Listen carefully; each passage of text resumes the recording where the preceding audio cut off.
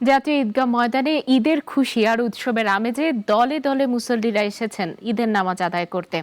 এদিন দীর্ঘ ১৭ বছর পর সাধারণ মুসল্লিদের সাথে ঈদের নামাজ আদায় করেন দেশের সরকার প্রধান। এ সময় ঐক্যবদ্ধ বাংলাদেশ গড়ার আহ্বান জানিয়েছেন অন্তর্বর্তী সরকারের প্রধান উপদেষ্টা ডক্টর মোহাম্মদ ইউনূস। সকাল থেকেই জাতীয় ঈদগাহ ময়দানে জমায়েত হতে থাকেন ধর্মপ্রাণ মুসল্লিরা। কড়া নিরাপত্তার মধ্য দিয়েই সবাই নামাজের জন্য প্রবেশ করেন ঈদগাহ প্রাঙ্গণে। পরিবারের ছোট্ট শিশুটিও এসেছে বড়দের হাত ধরে কিংবা কাঁধে বসে। রাজধানীর হাইকোর্ট সংলগ্ন জাতীয় ঈদগাহ আজ পরিণত হয় উৎসবের মিলন মেলায়। জামাতের ২ ঘন্টা আগেই পূর্ণ হয়ে যায় মাঠ। দীর্ঘ ১ মাস সিয়াম সাধনার পর বিভেদ ভুলে ঈদের নামাজ আদায়ের লক্ষ্যে মুসল্লিরা একত্রিত সবাই। ঈদের নামাজ পড়তে এসেছি, আমাদের অনেক আনন্দ লাগতেছে। সিয়াম সাধনার পর ঈদগাহে নামাজ পড়তে আসলাম, খুব আনন্দিত লাগতেছে। আমরা দেশের শান্তি চাই, পুরো বিশ্ববাসী শান্তি চাই।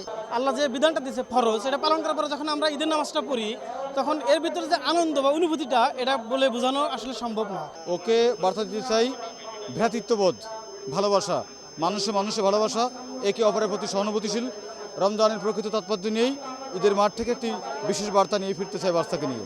সকাল 8:30টায় ঈদের প্রধান জামাতে ইমামতি করেন বাইতুল মোকাররম জাতীয় মসজিদের খতিব মুফতি মোহাম্মদ আব্দুল মালেক। নামাজ ও খুতবা শেষে মুসল্লিরা একে অপরের সঙ্গে কোলাকুলি ও শুভেচ্ছা বিনিময় করেন। এই আল্লাহ পাকের কাছে দেশবাসীর জন্য খুব শান্তিময় অবস্থার জন্য আমরা দেশবাসী বসবাস করতে পারি, আল্লাহ পাকের কাছে এই দোয়াই করি। আল্লাহর কাছে সবার মঙ্গল কামনা করছি, দেশটা যেন সমৃদ্ধিশালী হয়, দেশের যেন নৈরাজ্য দূর হয়, দেশের যেন বৈষম্য দূর হয়। আলহামদুলিল্লাহ অনেক ভালো লাগতেছে।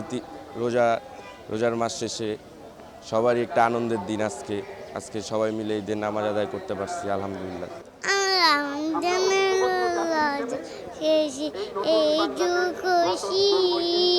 মুসল্লিদের সঙ্গে উপস্থিত ছিলেন দেশের গুরুত্বপূর্ণ ব্যক্তিরাও। দীর্ঘ ১৭ বছর পর সাধারণ মুসল্লিদের সঙ্গে জাতীয় ঈদগাহে নামাজ আদায় করেন দেশের সরকার প্রধান। আমাদের মা বোনেরা, মহিলারা যারা ঘরে আছেন, তাদেরকেও আমরা জাতির পক্ষ থেকে ঈদ মোবারক জানাচ্ছি। আমাদের প্রবাসী শ্রমিকরা যারা বিদেশে আছে, সারা বছর কষ্ট করেছে, আজকে হয়তো ঈদের জামাতে যেতে পারবেন কিংবা যেতে পারবেন না, কিন্তু জাতির পক্ষ থেকে আমরা তাদেরকেও ঈদ মোবারক জানাচ্ছি। প্রধান উপদেষ্টার সঙ্গে ঈদের শুভেচ্ছা বিনিময় করেন সুপ্রিম কোর্টের বিচারপতি, উপদেষ্টা পরিষদের সদস্য, কূটনীতিক ও বিভিন্ন শ্রেণী পেশার মানুষ। এ সময় অধ্যাপক মোহাম্মদ ইউনূস বলেন, যত বাধাই আসুক ঐক্যবদ্ধ বাংলাদেশ গড়তে হবে। ঈদ দূরত্ব ঘুচানোর দিন, নৈকট্যের দিন, ভালোবাসার দিন। আজকে সেই দিনটা আমরা যেন গভীর ভালোবাসার সঙ্গে উদযাপন করতে পারি। সেই মেসেজ আমরা যেন সবার কাছে পৌঁছে দিতে পারি।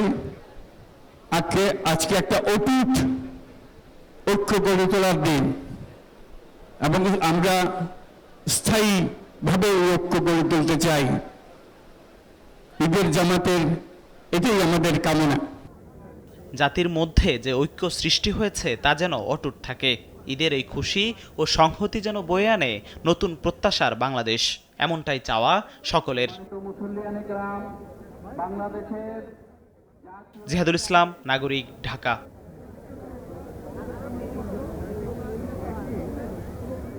ওয়ালটন আবারও মিলিনিয়ার অফারে ওয়ালটন ফ্রিজ কিনে আপনিও হয়ে যেতে পারেন মিলিয়নিয়ার।